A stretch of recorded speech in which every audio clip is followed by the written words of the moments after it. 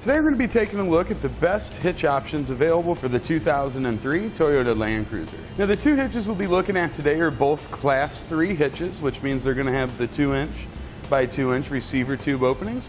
From Draw-Tite, we've got part number 75095 and Curt part number 13443. Now both hitches are going to look pretty similar on the vehicle.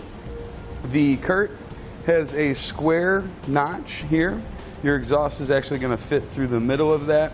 The Draw-Tite, it uses a little different bracket on this side. It's going to go up and over the exhaust. So the Draw-Tite will be a little less noticeable on the back of the vehicle if that matters to you.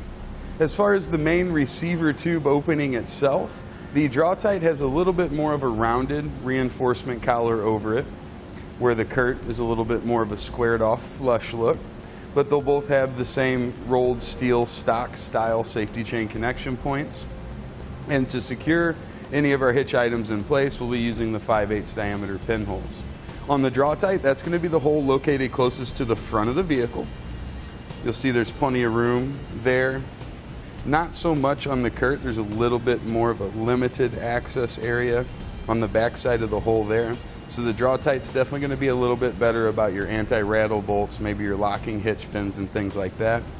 On the Draw-Tite, the only time you'll use the smaller hole closest to the front is for the J-pin stabilization system, which is just another form of anti-rattle bolt. Now the weight ratings on our hitch are going to be pretty similar with one small exception. For just standard use, the Draw-Tite and Curt both offer a 500-pound tongue weight rating, so that's the maximum downward force we can put at the receiver tube opening. And they're both going to offer a 5,000-pound gross trailer weight rating. So that'd be the total weight of your trailer and anything that was loaded up on it. When we switch over to use with weight distribution, they're both rated for that. The Draw-Tite is going to have a 750-pound tongue weight rating and a 6,000-pound gross trailer weight rating, where the Curt has a 600-pound tongue weight rating and a 6,000-pound gross trailer weight rating. So just a little bit of a difference in the tongue weight ratings when used with weight distribution. Now as far as installation goes, they are similar. I prefer the way the Draw-Tite installs. It uses less of the weld nuts up underneath the vehicle, and at this point those are probably pretty rusty.